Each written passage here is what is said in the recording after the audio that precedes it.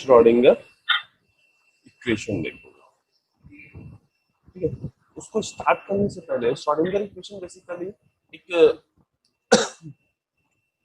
Equation है जो तुम्हारी एनर्जी में रिलेशन देती है। तुमने क्लासिकल फिजिक्स में एक चीज पढ़ी है कि यहाँ टोटल एनर्जी जो होती है वो हमेशा टोटल एनर्जी जो होती है वो क्या होती है, kinetic energy plus potential energy होती है। इन दोनों का ही पोटेंशियल एनर्जी। इन केस अगर हमने काइनेटिक एनर्जी को बढ़ाया तो हमारी पोटेंशियल एनर्जी डिक्रीज कर जाएगी, और इन केस अगर हमने पोटेंशियल एनर्जी बढ़ाया तो काइनेटिक एनर्जी डिक्रीज कर जाएगी। तो श्रोडिंगर ने जो स्मॉल पार्टिकल है उन पे जो स्मॉल पार्टिकल थे उन पे क्योंकि क्लासिकल फिजिक्स जो है वो काम नहीं कर रही थी, क्योंकि ये अनसर्टेनिटी प्रिंसिपल, एनर्जी, क्वांटा, इन सब चीजों से हमें समझ में आया जो स्मॉल पार्टिकल है वो केवल पार्टिकल की तरह काम नहीं करते, वो वेव नेचर भी रखते हैं। तो इन सारी डिफिकल्टीज को देखते हुए वहां पे डायरेक्ट आप हाफ एम वी स्क्वायर और वो चीजें लगा के डायरेक्टली फाइंड आउट नहीं कर पा रहे थे, क्योंकि हम पोजीशन फाइंड आउट नहीं कर सकते स्मॉल पार्टिकल की। अगर पोजीशन फाइंड आउट कर लिया तो एक्यूरेटली मोमेंटम फाइंड आउट नहीं कर पाएंगे। तो पोटेंशियल एनर्जी और काइनेटिक एनर्जी दोनों चीजें साथ में फाइंड आउट करना नहीं हो पा रहा था। उसके लिए उन्होंने एक मैथमेटिकल फिनोमिना दिया। उसके लिए उन्होंने फर्स्ट ऑफ ऑल एक फंक्शन डिफाइन किया, नाम दिया वेव फंक्शन, ठीक है। तो इसी वेव फंक्शन का जो डेरिवेटिव था उससे उसको यूज करके इन्होंने बेसिकली श्रोडिंगर इक्वेशन फॉर्म की, ठीक। तो पहले समझना है कि एग्जैक्टली वेव फंक्शन क्या होता है। कोई भी मैथमेटिकल फंक्शन, कोई भी मैथमेटिकल फंक्शन जो स्पेस और टाइम डिपेंडेंट होगा, एंड जितने भी पार्टिकल में जितने भी मिजरेबल पैरामीटर है, मतलब ऐसे पैरामीटर जिनको आप मेजर कर सकते हो, ऐसे मिजरेबल पैरामीटर को कंटेन कर रहा होगा, ठीक है। It is a mathematical function of space and time that contain all the miserable parameters, ठीक है। लाइक आपका मोमेंटम, एनर्जी, राइट। तो ये सारी चीजें कंटेन करने वाला एक वेव फंक्शन उन्होंने जनरेट किया किसी हर पर्टिकुलर पार्टिकल के लिए। वो क्या कहलाया, वेव फंक्शन, ठीक है।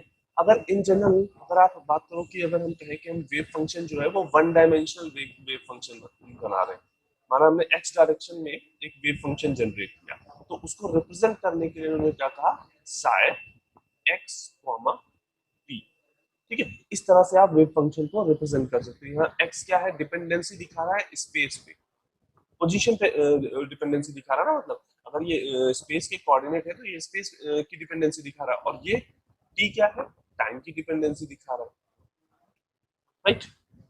ठीक, नेक्स्ट पॉइंट उन्होंने जो बताया वो ये था कि जो तुम्हारा ये वेव फंक्शन है इसका नेचर जो होता है वो कॉम्प्लेक्स नेचर होता है। मीनिंग अगर इस फंक्शन की बात करो तो ये कैसा फंक्शन होगा, कॉम्प्लेक्स फंक्शन होगा, ठीक है। और अगर इस कॉम्प्लेक्स फंक्शन को में मतलब इस साई एक्स कॉमा पी में आप इसका कॉम्प्लेक्स कॉन्जुगेट मल्टीप्लाई कर दो, आप इसमें कॉम्प्लेक्स कॉन्जुगेट मल्टीप्लाई कर दो, तो ये स्पेशल टाइम का टर्म बन जाता है जिसको नाम दिया गया probability density function.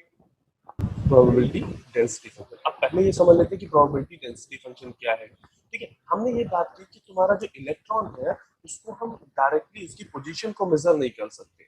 That means हमें क्या करना होगा, प्रोबेबिलिटी फाइंड करनी होगी कि हाँ हमारा इलेक्ट्रॉन जो है वो अवेलेबल कहाँ कहाँ हो सकता है, इलेक्ट्रॉन के अवेलेबिलिटी की प्रोबेबिलिटी हम फाइंड आउट करेंगे। लाइक अगर हम ये बात करें कि हमारे पास ये ऐसे एनर्जी बैंड था, एक ईवी था, एक ईसी था, तो इस बैंड में इलेक्ट्रॉन है कि नहीं है, इस ईवी बैंड में इलेक्ट्रॉन है कि नहीं है, या कितना इलेक्ट्रॉन हो सकता है, उसकी अवेलेबिलिटी की हम प्रोबेबिलिटी फाइंड आउट कर सकते हैं। डायरेक्ट ये नहीं फाइंड आउट कर सकते कि हाँ इलेक्ट्रॉन एग्जैक्टली है, पोजीशन उसकी क्या है, ये फाइंड आउट नहीं कर सकते, बट हाँ इसकी प्रोबेबिलिटी फाइंड कर सकते हो। और अगर आप उसी प्रोबेबिलिटी को पर यूनिट एरिया डिफाइन करो तो उसको डिफाइन करने के लिए हम एक फंक्शन यूज करते हैं, उसे क्या बोलते हैं, प्रोबेबिलिटी डेंसिटी फंक्शन।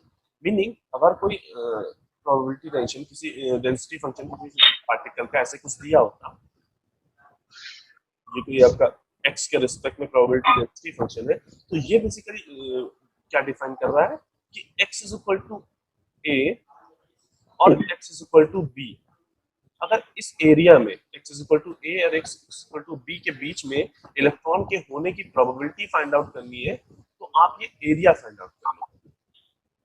ठीक, अच्छा एरिया फाइंड कर लो मतलब क्या, इंटीग्रल निकाल लो, है ना, इंटीग्रेशन कर दो। किसी भी कॉन्टिन्यूअस बॉडी का अगर हमें एरिया फाइंड आउट करना होगा तो हम क्या करते हैं, इसका इंटीग्रेशन कर देते हैं।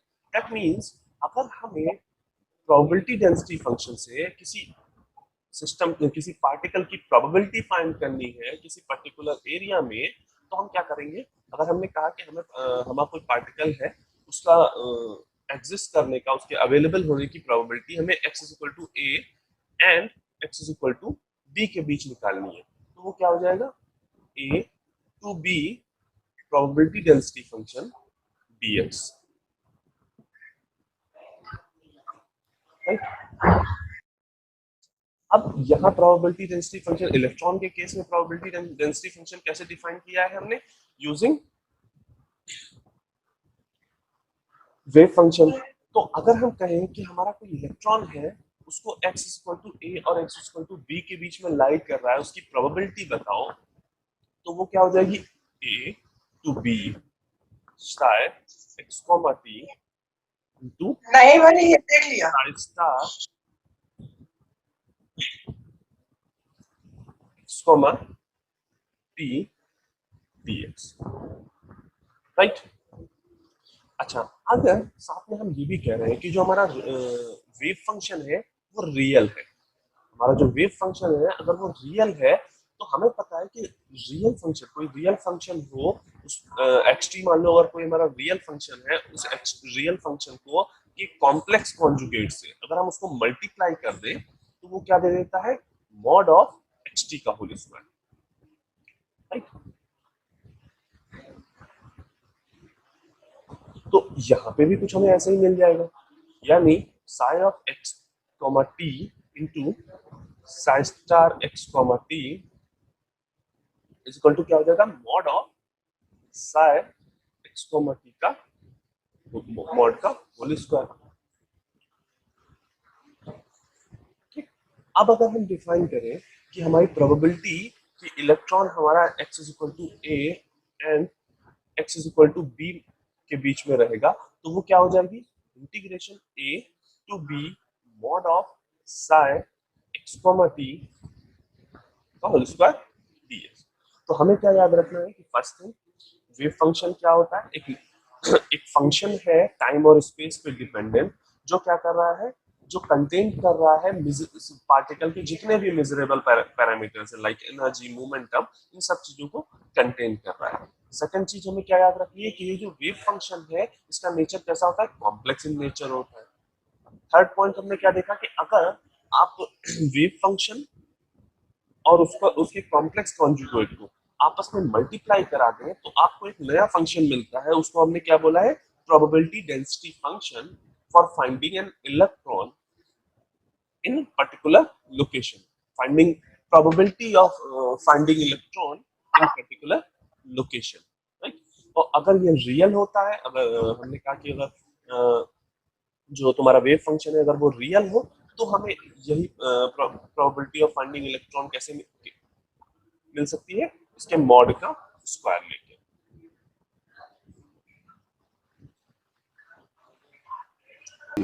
तो इसका मतलब है कि जो हमारा integration a to b mod of sine x comma t का होल स्क्वायर है, ये भी एक तरह से प्रोबेबिलिटी दे रहा है, तो इसकी भी रेंज जो होगी वो 1 और 0 के बीच में होगी, है ना। तो ये भी क्या कर रहा है, ये भी एक तरह से प्रोबेबिलिटी दे रहा है ना, एक पार्टिकल के एग्जिस्ट करने की या अवेलेबल होने की किसी पर्टिकुलर लोकेशन में। वो लोकेशन क्या है, x इक्वल टू ए और x इक्वल टू बी के बीच में है, तो इसकी भी वैल्यू वैल्यू क्या होगी, 0 और 1 के बीच में भी लाई करेगी।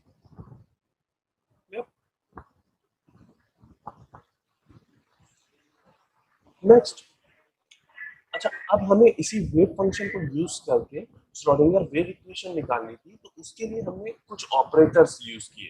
पहला ऑपरेटर जो जो हमने यूज किया वो था मोमेंटम ऑपरेटर।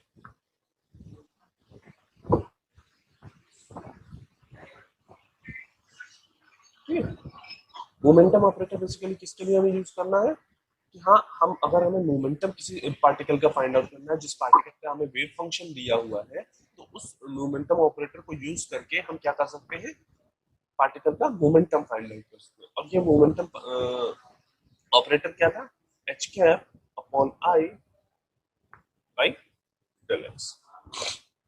यहाँ पे एच कैप क्या है, मॉडिफाइड प्लैंक्स कांस्टेंट, राइट। ठीक है, तो अगर हमें यहाँ से मोमेंटम फाइंड आउट करना है, एक्स डायरेक्शन में हमें मोमेंटम फाइंड आउट करना है, तो वो क्या आ जाएगा, h dash upon i divide by d by x of psi x comma d. मतलब हमने क्या किया है, वेव फंक्शन में अगर हमने मोमेंटम ऑपरेटर लगाया है तो हमें क्या मिला है, मोमेंटम मिल गया, करेक्ट। इसी तरीके से अगर हम एनर्जी ऑपरेटर, दूसरा ऑपरेटर जो हम बात कर रहे हैं वो क्या है, एनर्जी ऑपरेटर है। अब किसके बराबर है, minus h dash upon i l by del t. ध्यान रखेंगे यहाँ पे जो डिफरेंशिएशन था वो x के रिस्पेक्ट में था, और यहाँ जो डिफरेंशिएशन है वो t के रिस्पेक्ट में।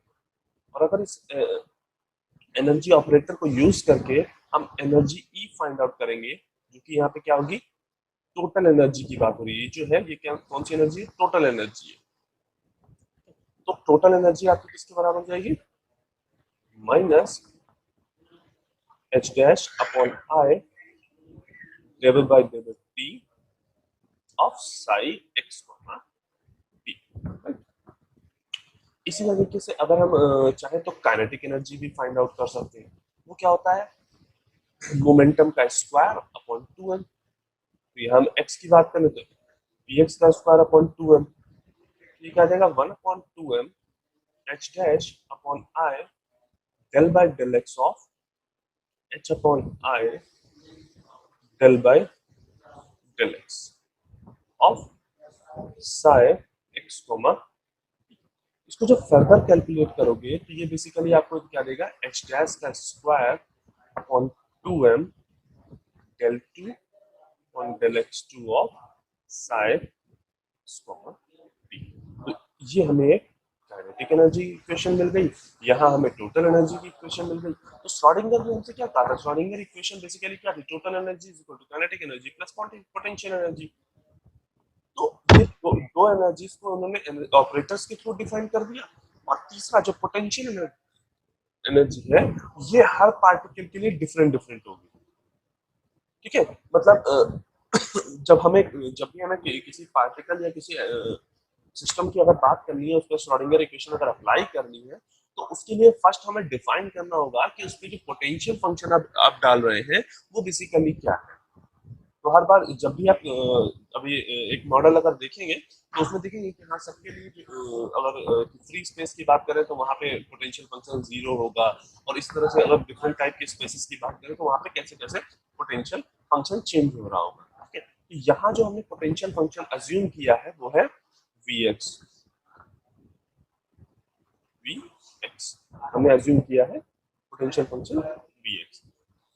ठीक है, तो अब हमारी श्रोडिंगर इक्वेशन क्या हो जाएगी, काइनेटिक एनर्जी हमारी कितनी आई थी, minus h dash square upon 2m del 2 psi x comma t upon del x2 plus potential energy हमारी हो जाएगी V x psi x comma t,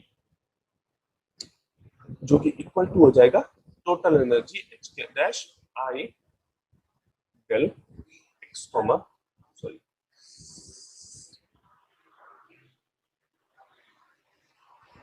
del upon del x psi x comma t. ये आपको basically क्या मिल जाएगी, Schrodinger equation मिल जाएगी। इसी को तुमने क्या कहा है, श्रोडिंगर इक्वेशन मिलेगी।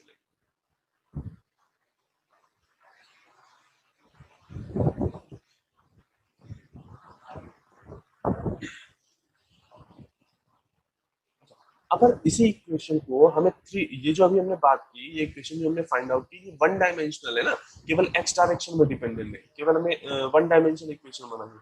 अगर ये इक्वेशन हमें थ्री डायमेंशन में निकालनी होती तो हम क्या करते हैं, देखो जैसे ये एक्स के रिस्पेक्ट में डबल इंटीग्रेशन है, इसी तरह से आप एक्स वाई और जेड तीनों के रिस्पेक्ट में डबल इंटीग्रेशन निकालते हैं ना। तो उसके लिए एक ऑपरेटर तुम यूज करते हो, उसको क्या बोलते हो, डेल ऑपरेटर बोलते हो। तो ऐसे डेल स्क्वायर साई, ऐसा एक ऑपरेटर आपने पढ़ा है, डेल स्क्वायर ऑपरेटर आपने पढ़ा है। तो वो क्या जो ये जो डबल डिफरेंशिएशन ये वाला दिख रहा है, ये ये रिप्लेस हो जाएगा डेल स्क्वायर साई से। ठीक है, तो अब इक्वेशन क्या हो जाएगी, minus h cap square upon 2m plus V psi is equal to minus h dash upon i del psi upon del t. यहाँ पे जो हमारा वेव फंक्शन है अब वो थ्री डायमेंशनल है, मतलब एक्स वाई और जेड तीनों पर डिपेंडेंट है।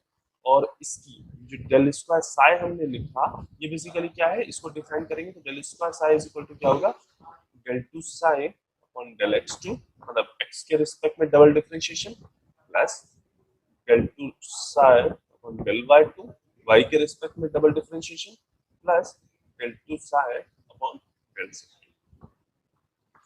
ठीक है, तो हम वापस से इस इक्वेशन को ध्यान से देखते हैं। तो ये इक्वेशन बेसिकली टाइम और स्पेस दोनों पे डिपेंडेंट है। ये इक्वेशन जो है वो टाइम पे भी डिपेंडेंट है और स्पेस पे भी डिपेंडेंट है। तो हम कोशिश ये करते हैं कि हाँ, ये जो इक्वेशन है इसको हम टाइम और स्पेस दोनों में अलग अलग कर लें। मीनिंग हमें दो इक्वेशन इससे चाहिए, एक टाइम डिपेंडेंट और दूसरी टाइम इंडिपेंडेंट या स्पेस डिपेंडेंट, राइट। तो उसके लिए हम क्या करते हैं, एक वेरिएबल सेपरेबल मेथड यूज करते हैं। उसके लिए फर्स्ट हम अज्यूम करेंगे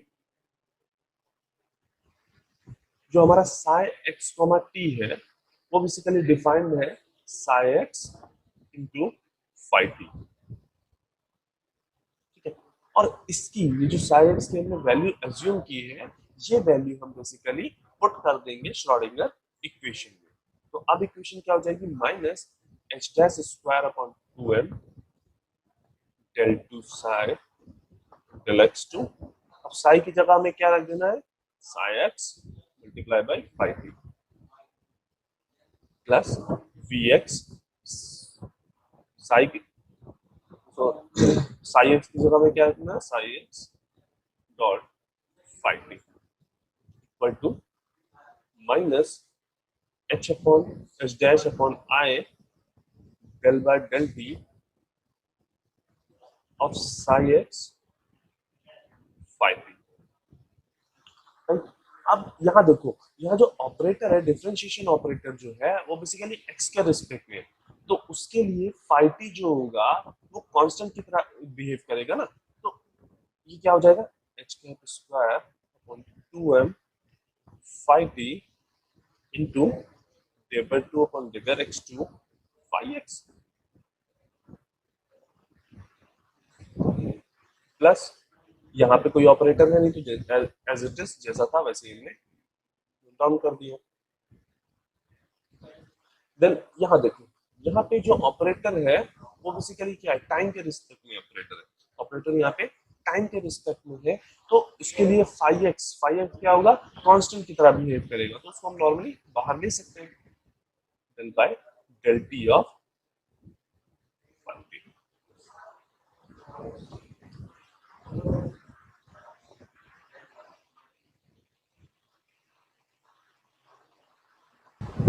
उसके बाद हम क्या करेंगे, सेपरेट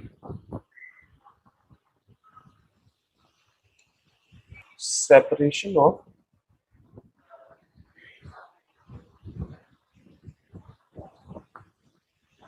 वेरिएबल मेथड लगा।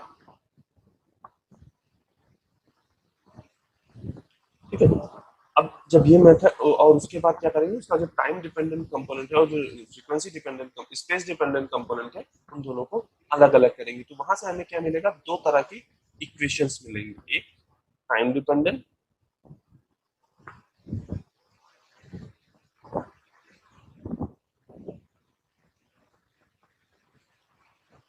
और दूसरी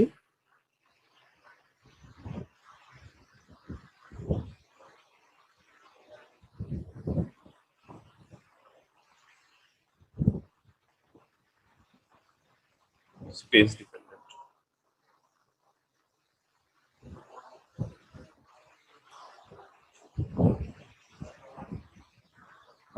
अच्छा, अगर इस इक्वेशन को देखो तो ये बेसिकली क्या है, फर्स्ट ऑर्डर की डिफरेंशियल इक्वेशन है, और इस फर्स्ट ऑर्डर की डिफरेंशियल इक्वेशंस को सॉल्व करना हमें पता है। तो इक्वेशन वन का जो सोल्यूशन आएगा वो क्या आ जाएगा,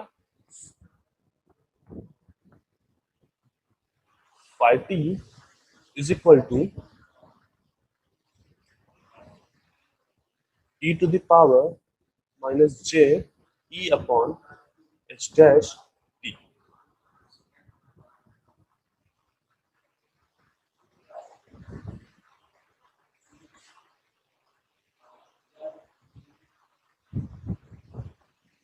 इस इक्वेशन का हमने बेसिकली सॉल्यूशन फाइंड आउट किया, वो क्या आ रहा है, five t is equal to this.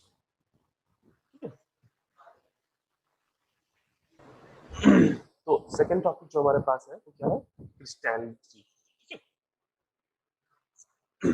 अच्छा, हमें इन जनरल पता है कि कोई भी सॉलिड हो वो या तो क्रिस्टल होगा या एमोर्फस होगा। ठीक है, दो ही टाइप के सॉलिड्स तुम्हें मिलेंगे, या तो क्रिस्टल फॉर्म में मिलेंगे, उन्होंने क्रिस्टल फॉर्म कर रखा होगा, और या फिर वो एमोर्फस फॉर्म में होंगे। तो क्रिस्टैलिटी क्या है तुम्हारी, जब कोई तुम्हारा अगर हम बात करें कोई तुम्हारा जो सॉलिड है उसकी जो मॉलिक्यूल है वो प्रॉपरली अरेंज है रेगुलर और पीरियोडिक मैनर में। ठीक है, मीनिंग जो उनका अरेंजमेंट है वो काफी काफी पीरियोडिक तरीके से, मीनिंग अगर तो कुछ अगर इस तरह से बात करूं कि अगर एक एटम ये लगा तो दूसरा एटम ऐसे लगता जा रहा देन फिर इस तरह से ऐसे तुम्हारा जो भी अरेंजमेंट है वो कैसा है, बेसिकली कैसा है, पीरियोडिक और रेगुलर मैनर में है। ठीक, तो क्रिस्टैलिटी किसको बोलते हैं कि जो जो अरेंजमेंट होता है, अगर किसी सॉलिड का अरेंजमेंट रेगुलर और पीरियोडिक मैनर में है तो हम ये बोल सकते हैं कि हाँ उस सॉलिड के पास जो प्रॉपर्टी है वो कौन सी प्रॉपर्टी, क्रिस्टैलिटी की प्रॉपर्टी है उसके पास। राइट, अब इसी के बेस पे हमने सॉलिड को डिवाइड किया डिफरेंट टाइप्स में। तो पहला क्या हुआ, सिंगल क्रिस्टल मटेरियल, दूसरे हुए पॉलीक्रिस्टल क्रिस्टल मटेरियल, तीसरे हुए अमोर्फस मटेरियल। इसको ज्यादा क्लियर यहाँ से समझ पाओगे। ठीक है, हमने तुमसे कहा कि जो सिस्टम सॉलिड्स होंगे उनमें रेगुलर अरेंजमेंट अगर है तो वो क्या कर रहे हैं, क्रिस्टैलिटी शो कर रहे हैं। ठीक है, अब इस वाले सिस्टम को देखो, जो तुम्हारा ये फर्स्ट फर्स्ट वाला डायग्राम है उस पर ध्यान दो। यहाँ पे जो एटम का अरेंजमेंट है वो एक ही लाइन वाइज ऐसे पैरेलल लाइंस में लगा हुआ है, मतलब रेगुलरली यही लाइन इसी लाइन में ही वो रिपीट कर रहे हैं अपने आप को, मतलब जो इनका पैटर्न बन रहा है वो ऐसे स्ट्रेट लाइन बन रही है। ऐसा नहीं है कि कुछ रैंडम नेचर में नहीं अरेंज है, ये प्रॉपरली एक ही पैटर्न में ये पूरा पूरा जो क्रिस्टल का स्ट्रक्चर है, सारे एटम जो है वो एक ही स्ट्रक्चर में एक ही पैटर्न में अरेंज है। वहीं पे इसको देखो, थर्ड वाले को, सॉरी फर्स्ट वाले को, ये थर्ड था, फर्स्ट वाले ए डायग्राम को देखो। यहाँ पे जो एटम्स है वो रैंडमली अरेंज है, यहाँ पे कोई पीरियोडिक रेगुलर मैनर में अरेंजमेंट नहीं है। यहाँ पे किस तरह से अरेंज है, ये इरेगुलर मैनर में अरेंज है। यहाँ पे इनको इतना टाइम नहीं मिला कि ये प्रॉपरली पीरियोडिक मैनर में ये अरेंज्ड हो पाए। ठीक, और यहाँ जो मिड में सीधा बी डायग्राम आपको दिख रहा है, वहां पर देखो कि ये जो है इनमें कुछ, जैसे ये देखो इस पार्ट में केवल देखो, इतने पार्ट पे देखो कि जितने भी एटम है वो काफी रेगुलर तरीके से प्रॉपरली अरेंज है।